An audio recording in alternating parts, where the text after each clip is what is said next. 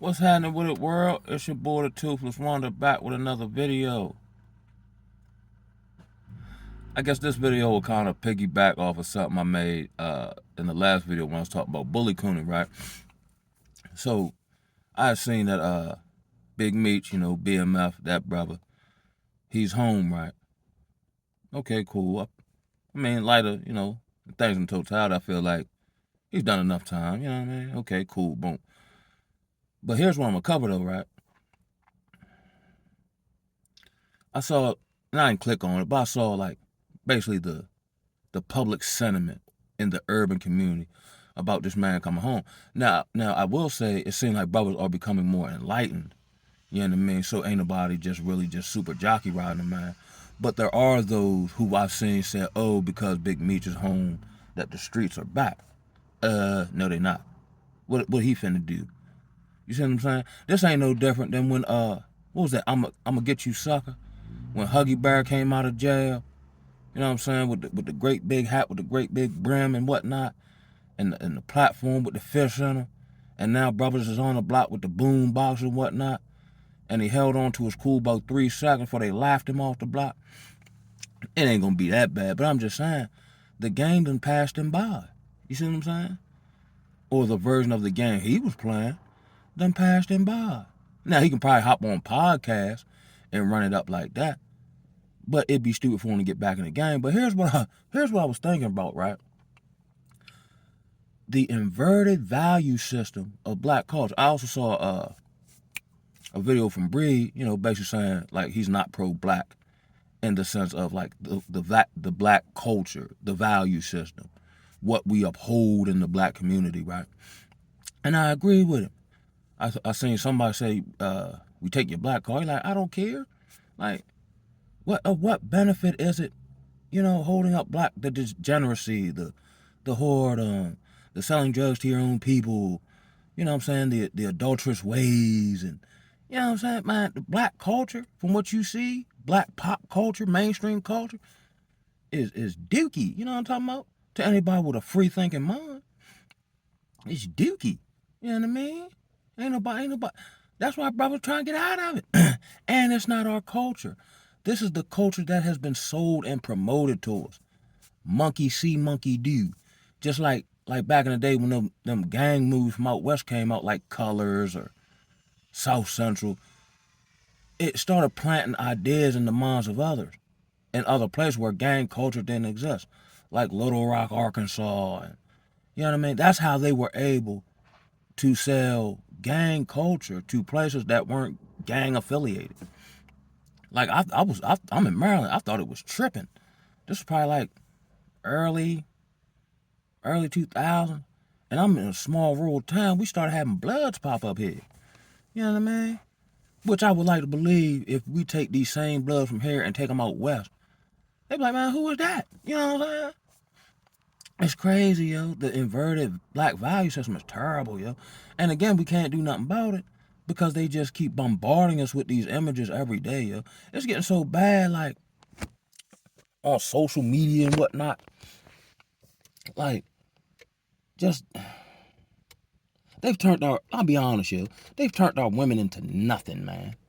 Nothing, yo. I just came to epiphany a couple days ago, yo. Like it ain't a whole lot out here for me in society, as far as people, places, and things, because of this inverted value system. I can't really connect with the average black person, and I ain't just talking about in the hood, on the job. You know what I'm saying? In organizational type settings, because they've all been rewired. Their brains have been rewired. Like I said in previous videos, how even though the hood, or whatever you want to call it, is actually a small demographic of the black populace, hood culture has actually infiltrated all areas of black society. You know what I'm saying? Your the black HR woman. You know what I'm saying? She's probably ghetto, even if she don't live in the ghetto. You know what I'm saying? No decorum, no professionalism. We terrible with being tactful and punctual and all that. And I ain't just gonna keep it on the women. These brothers, oh my God. I'm like white folk now. I see a group of brothers, I cross the street, not out of fear, But I don't want to deal with the coonery, bro. You can't talk to them. Well, I ain't gonna say that. It depends. It depends. But when you see groups of brothers, typically they practice group think. So they all thinking the same way. And it's not like these brothers, and we see it time and time again, are really like down for each other. They're basically placed in a piranha type social grouping in which here's a group of friends portraying to be friends, portraying a certain image and certain morals and principles, but deep down they're all preying on each other. Like I said in past videos, we've come into this space of backdoor culture. You can't backdoor your enemy because you ain't close enough to him. Now we got brothers backdooring each other, and that's actually a thing. That just go to show you how far black culture has fallen in society, even amongst those type of brothers. The cross out and all that there. You know what I mean? Line it. Like now, your people you hang with or your so-say friends are actually more dangerous than your ops. Because a lot of times when your ops get to you, it's because somebody in your camp told them your whereabouts or how you move or gave them the pertinent inside information for them to come get you. That's treason in my book. But now, if it get me whatever I was trying to get, like nobody feels bad about, like we just nothing right now, cuz. And in light of that, I was thinking about like, okay, gangsterism and this, that, and the third, which they sold from like the Italian mafia and whatnot, woo, right? But I was thinking, again, because of the flip-floppity value system, you know who was the first real gangsters from a, maybe let's say, I could probably go further back, but from an organizational type setting? The first century church, in the New Testament, them Acts brothers, yeah. Cal, what is you talking about? Yo, hear me out though. Yeshua is probably, and I'm not trying to be make this into a mockery. I'm just trying to make the connection and draw a parallel, right? Yeshua, Jesus Christ, is the first big homie, yo. Yeah, he was so vicious, right? The fact that he was born in obscurity, right? In a manger. We ain't talking about in no palace with a whole bunch of gold. He was born essentially at that time in the middle of nowhere in a manger. You know what I'm saying? Where you put, I guess, animals or whatever. You know what I'm saying? But his coming was heralded and was so vicious that 3 rich wise men had to come see for themselves and left the big city, I'm assuming, travel all the way to obscurity just to lay eyeballs on him to see is it him, because we heard him was coming. You know what I'm saying? He was the first gangster. He was so gangster, I'm assuming at 12, 13, he was chopping it up and holding his own with grown biblical scholars at 13. His mama asked him where he's at. He tell him, I'm about my father business, mama. Like, basically, you know what I'm saying? I'm out here handling my business. You know what I mean? And, you know what I'm saying? Then, like a real ninja, he got to wait his turn. You know what I'm saying? He gracefully do that. You know what I mean?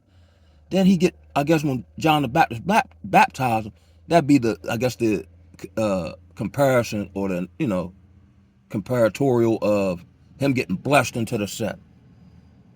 And then God said, this is my son in whom I am well pleased. There he is. You know what I mean? Gets blessed into the set. And then just like a real ninja, right? After your blessing, then Satan come after you for 40 days and 40 nights. When you try and get your mind right, because you know what you finna do. He get past that one. Now he starts his public campaign. Like a real ninja, running around healing folk. Essentially, he did all this while he was homeless. That's about as real as it get. That's about as gangster as it get. He homeless, but he run around healing people, getting them their eyesight, cashing out demons. He running through the set. So much so the people in the big city hearing about him. The religious people hating on him. He don't care. He's still about the business. He the first Negro as far as that go, to stand on business. He the first gangster, yo.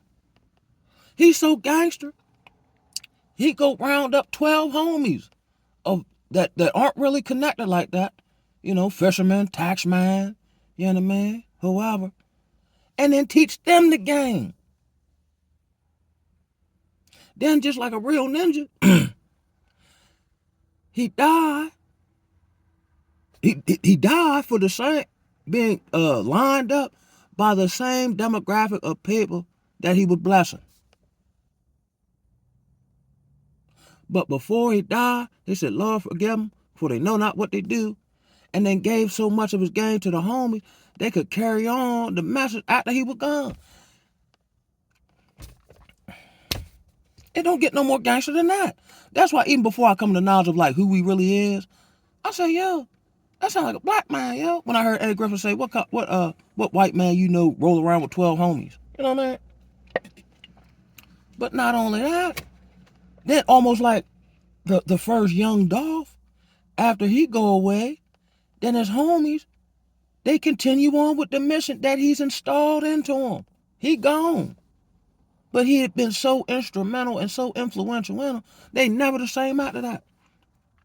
And here's how you know they was gangsters.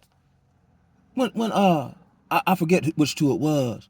But is this even in Christianity anymore? Where they was going around preaching or whatever. I forgot which two it was. And then the government tell them don't do it. They still do it. Then I think they got whipped or something and put in jail with like 39 lashes if I'm not mistaken. And in the word they say that they sung songs and rejoiced that they were found worthy enough to suffer on behalf of Christ. That's gangster. And then got out and did it some more. It don't get no more gangster than that. The Nation of Islam now, after Malcolm X died, they ain't gang. I don't know what, it seemed like the Federalists left them all alone. These bully coon Negroes, last thing they want to do is go to jail. You know what I'm saying? They talk all that, how much time they did, but they ain't trying to go no jail. That's why they throw you under the bus. You know what I'm saying? The Christian church, we ain't even gonna talk about them as far as standing on business and nothing like that. They completely compromised, you know what I mean? That's awesome, yo.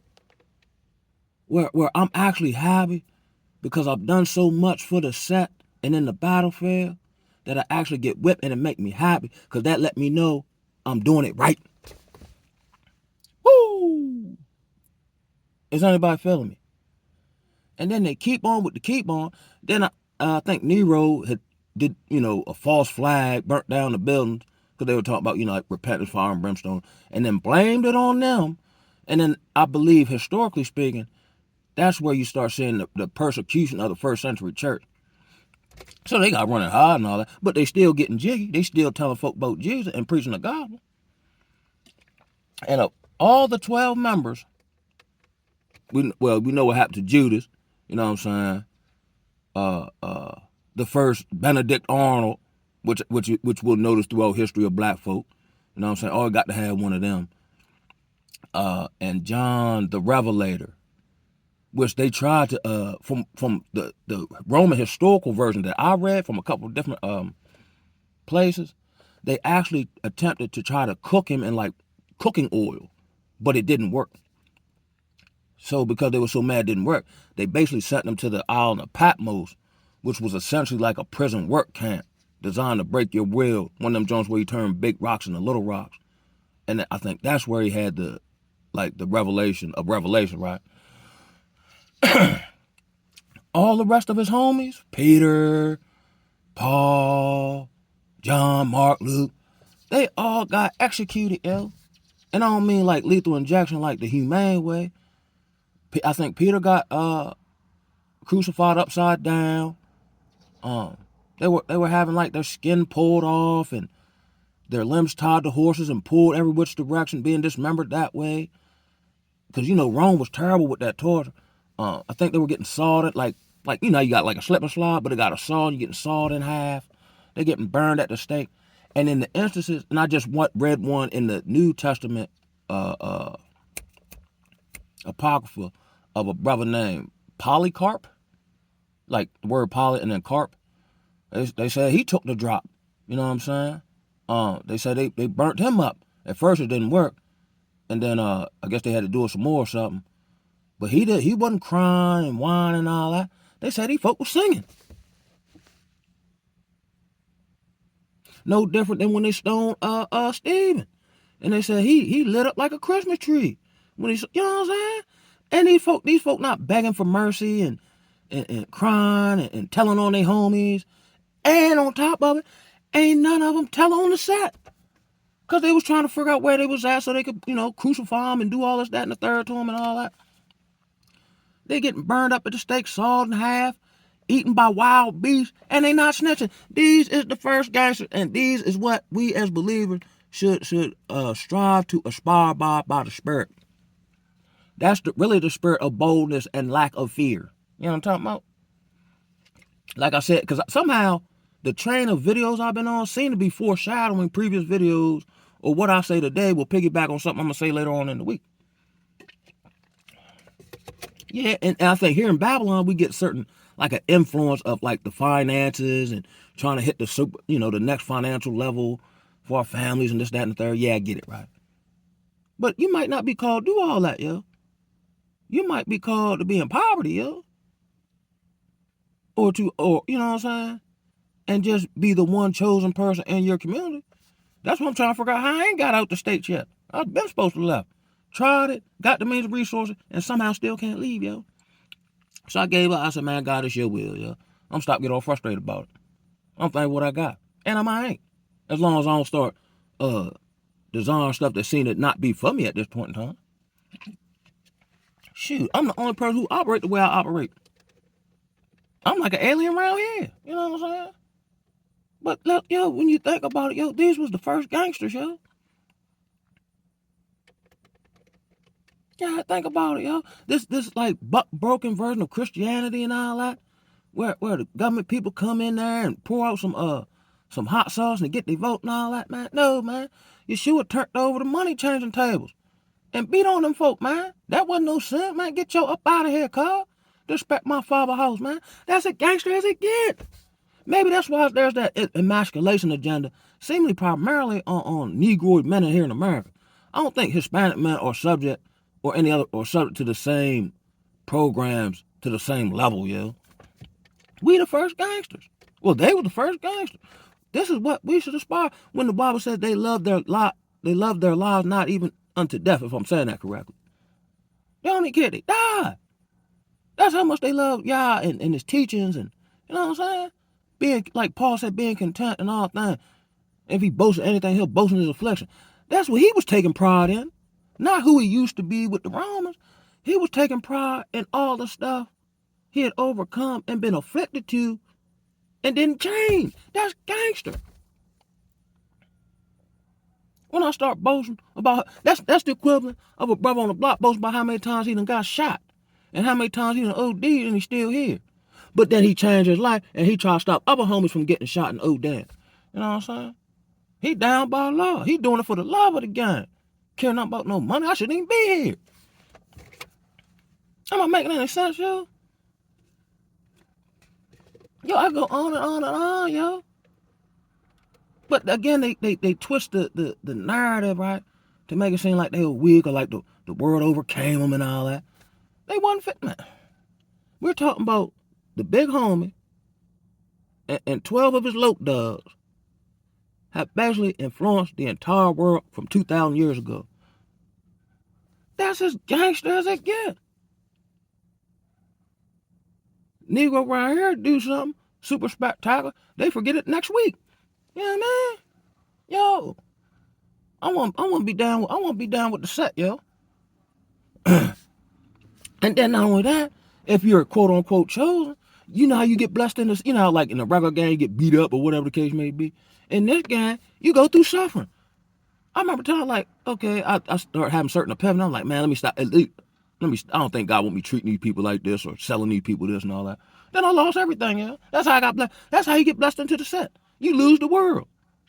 You know what I mean? Lose all your friends. Everybody talking stupid and all this wild stuff coming out of nowhere. That's how you get blessed into this set. That's why I never really liked, even before I knew what I know now, even remotely close. You know, preacher man, he sound good. But I'm like, How come you ain't, I'm reading the word, I'm like, how come you ain't never been through nothing? How come white folk like you? How come ain't nobody trying to shoot at you? How come I don't see you in the hood? You know what I'm saying? Or just wherever. How come I don't see you living up like when Miss Gertrude go through something, you just give her the money out your pocket. You know what I'm saying? You send her down social service. Man, they perpetrating the fraud, man. They need to drop their flag. I hope I've done this video some justice and kind of making a connection or a correlation between true gangsterism and the false prophets and the false gangsters that run around our church and our community. On that note, man, I'ma holler at y'all, man.